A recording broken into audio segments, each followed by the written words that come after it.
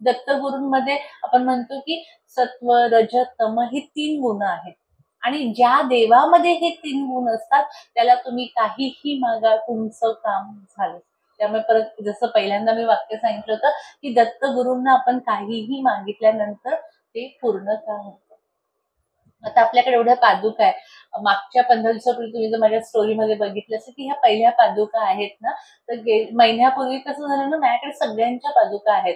शंकर महाराज पुण्याचे आहेत, तर त्यांच्या पादुका नाही. तसं मनातच विचार ना, मी कोणाला बोलली नाही, म्हटलं माझ्याकडे शंकर महाराजांच्या पादुका नाही. आणि आपल्याकडे अक्कलकोटचे जे पादुका फिरवतात ते जे काका आहेत त्यांची माझी ओळख आहे.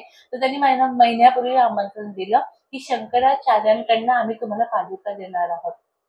कोकणात त्यांचं गाव आहे, त्यांच्या वडिलांचा 100वा वाढदिवस होता. व्यवस्थित आहेत तब्येतीने ते बाबा, तर तुम्ही या.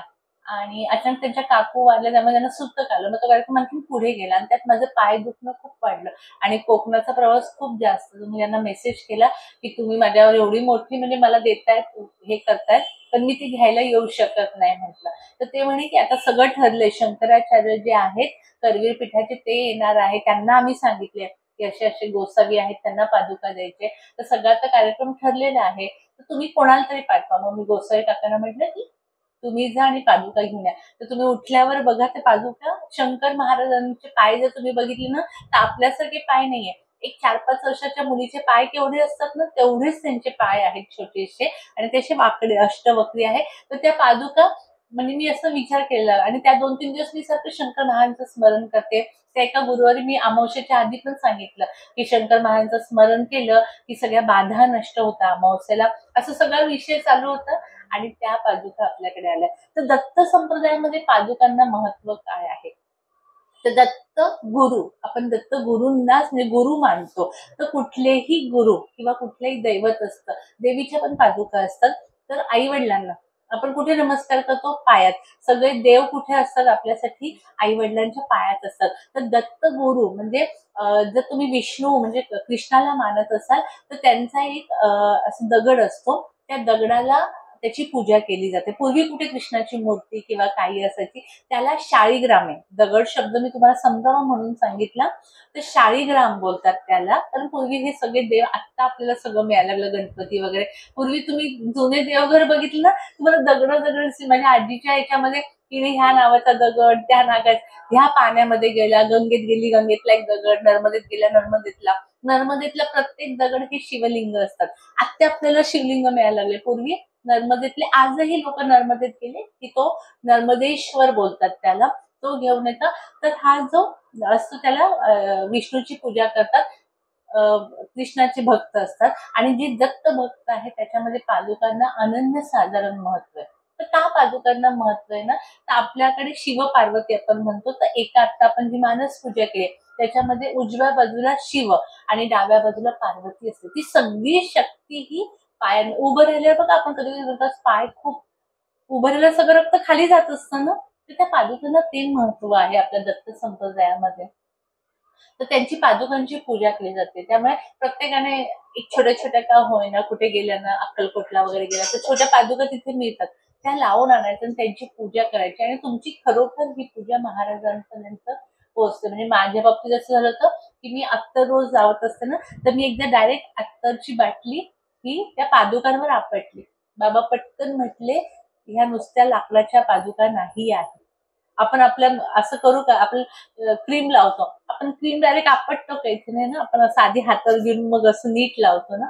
म्हणजे असं देव शिकवतो. त्यामुळे त्या तुम्ही पादुका आणल्या तर त्याला तेवढंच की महाराजांची चरण आहे, ह्या पद्धतीने त्यांची पूजा करायची. औदुंबराचं झाड असतं महाराजांचं, तर औदुंबरामध्ये दत्तगुरूंची शक्ती असते.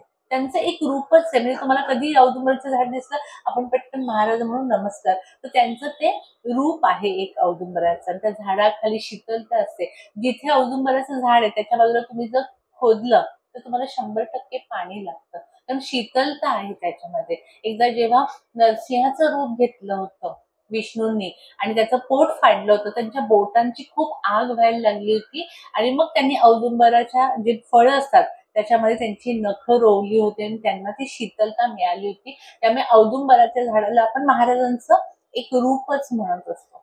गाय जी मागे असते ती पृथ्वी, रूप आहे आणि कामधेनू आहे. कामधेनू म्हणजे काय, जिच्याकडे काहीही मागितलं की जे पूर्ण होतं, अशी कामधेनू. त्यांच्या बाजूला 4 श्वान आहे. त्या श्वानांचा अर्थ आपल्याकडे जे 4 वेद आहे त्या 4 वेदांचं रूप आहे. त्यांच्या 6 भुजा आहे, त्याच्यात आयुध आहे, त्या प्रत्येक आयुधाचा अर्थ आहे. डमरू, चक्र, शंख. शंखाचा अर्थ काय आहे ना, तर विष्णू हे ज्ञान देण्यासाठी शंखाचा वापर करतात. ध्रुव नावाचा जो बाळ होता ना, त्याच्या गालाला फक्त शंख लावला आणि त्याला सगळी ज्ञान प्राप्ती झाली ती. असा तो शंख. चक्र कशासाठी असतो, की जे वाईट आहे ते नष्ट होण्यासाठी चक्राचा, कृष्ण केव्हा चक्राचा वापर करायचे, 100 अपराध भरल्यावर. तर जे वाईट आहे ते सगळं जाण्यासाठी चक्र वापरले जायचे. डमरू आहे, एका हातामध्ये माळ आहे.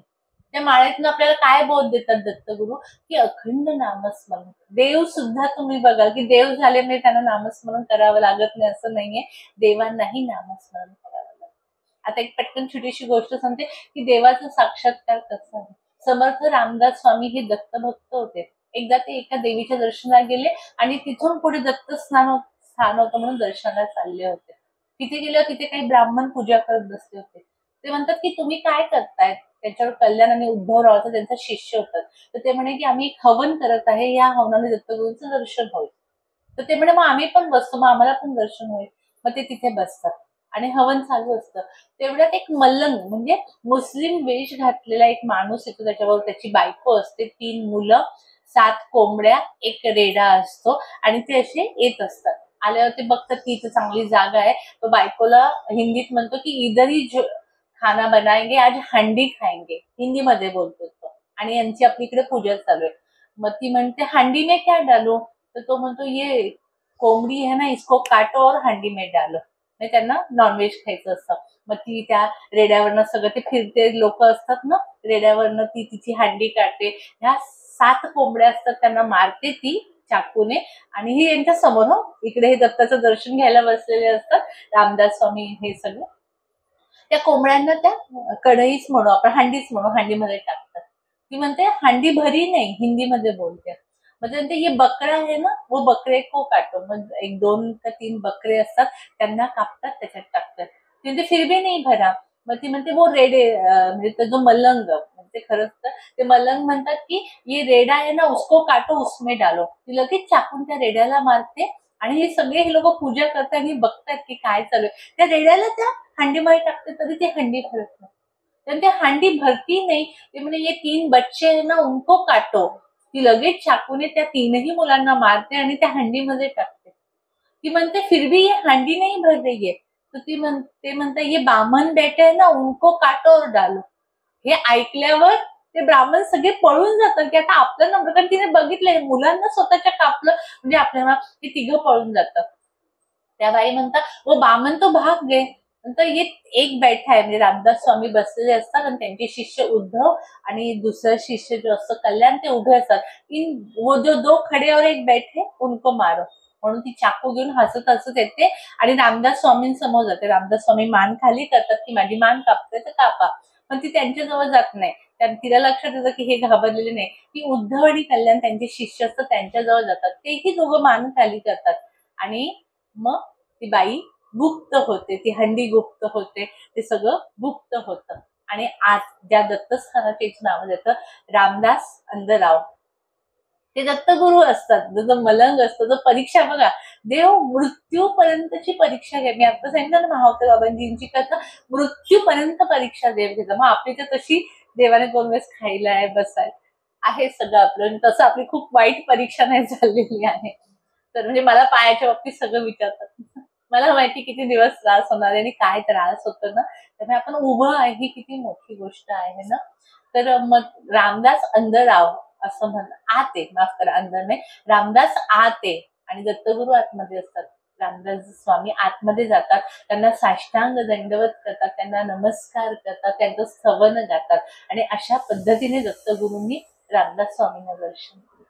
मग ते दर्शन आपल्याला देणार नाही, पण ह्या परीक्षा म्हणजे ज्याला देव बघायचा नाही बघायचंय, नाम जप आपलं एवढं ठीक आहे, पण ज्याला बघायचंय ना, तर अशी दत्त जयंती आहे.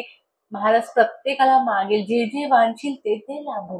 असं दत्त म्हणजे हे पायच्यात म्हटलं आहे, माऊलींच्या ह्याच्यामध्ये वाक्य आहे. पण दत्तगुरूंकडे पण तुम्ही जे मागाल ते मिळते. मग आपण काय मागायचं तर नेहमी, की तुम्ही जन्मानुजन्म माझा हात कधी सोडू नका. म्हणजे पुढच्या जन्मात आल्यावर 40 झाल्यावर स्वामींच्या मठात जायची वेळ नाही आली पाहिजे. जन्मतात आपली आईच ज्या घरी जन्माला येऊ ना, ती आईच स्वामींचं करणारं असू दे आणि मग पटकन आपल्याला लहानपणातच सगळं मिळू देत ना आणि पटकन पुढच्या मार्गाला जाऊ दे. झालेली सेवा सर्वचरणी अर्पण करूया.